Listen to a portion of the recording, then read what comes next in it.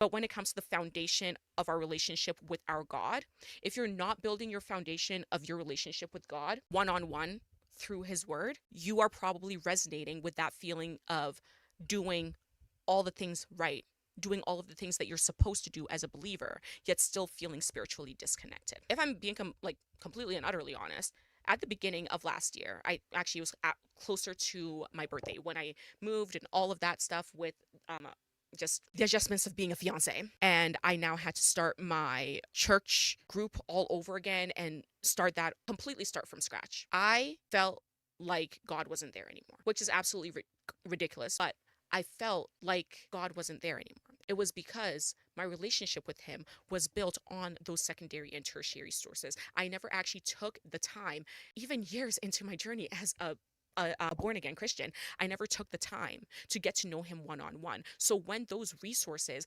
that were shakily holding my relationship with God together were no longer there, when I could no longer depend on the same church community because I had now moved, when I could no longer anchor myself in the same worship group and all of these things because I had now moved, I felt like God wasn't there anymore. And that's the danger of being a believer who completely has your relationship with God built on secondary and tertiary sources. But as a believer, foundation of your relationship with God has to be in His Word. Like, you insignificant human, who do you think you are? The Lord convicted the F out of me about how I had been so selfish in my relationship with Him.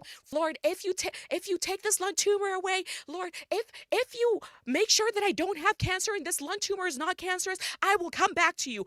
I said, I will come back to you so many times.